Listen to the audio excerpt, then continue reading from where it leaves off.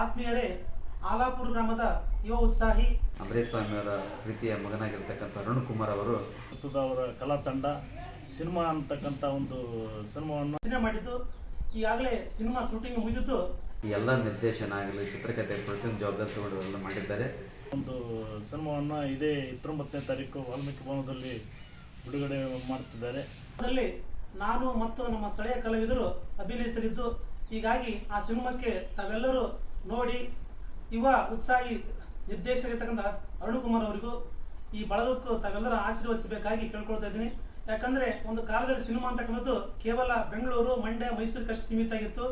ಇತ್ತೀಚಿನ ದಿನಗಳಲ್ಲಿ ಈ ಭಾಗದ ಅನೇಕ ಕಲಾವಿದರು ನಿರ್ದೇಶಕರಿದ್ದು ಅವರಿಗೂ ಸಹ ನಾವೆಲ್ಲ ಪ್ರೋತ್ಸಾಹಿಸಿ ಹಾರೈಸಿ ಅವರನ್ನ ಸಿನಿಮಾ ರಂಗದಲ್ಲಿ ಮುಂಚೂಣಿ ತರಬೇಕಂತಕ್ಕಂಥ ನಮ್ಮೆಲ್ಲರ ಆಶಯ. ಒಂದು ಸಾಂಸ್ಕೃತಿಕ ಗ್ರಾಮ, ಇಂಥ ಗ್ರಾಮದೊಳಗೆ ರಾಮರಾವ್ ದೇಸಾಯಿ ಅಂತ ಮಹಾನ್ ದಿಗ್ಗಜರು ಹುಟ್ಟಿರುವಂಥ ಈ ನಾಡಿನೊಳಗೆ, ಈ ಒಂದು ಹಳ್ಳಿಯೊಳಗೆ ಅರುಣ್ ಕುಮಾರ್ ಅಂತ ಒಬ್ಬ ಯುವಕ ಕೂಡ ಚಿತ್ರರಂಗಕ್ಕೆ ಪಾದಾರ್ಪಣೆ ಮಾಡಿರುವಂಥದ್ದು.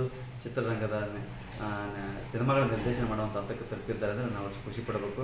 ಅವರಿಗೆ ನಾವೆಲ್ಲರೂ ಶುಭ ಹಾರೈಸೋಣ. ದಯವಿಟ್ಟು ಎಲ್ಲ ಕಲಾಪ್ರೇಮಿಗಳು ಅವ್ರನ್ನ ಆ ಸಿನಿಮಾವನ್ನು ನೋಡಿ ಅವರಿಗೆ ಆಶೀರ್ವದಿಸಬೇಕಾಗಿ ನಾನು ವಿನಂತಿಸ್ತೇನೆ. ಸಿನಿಮಾಗೆ all the best. Cinema all the best. Cinema all the best.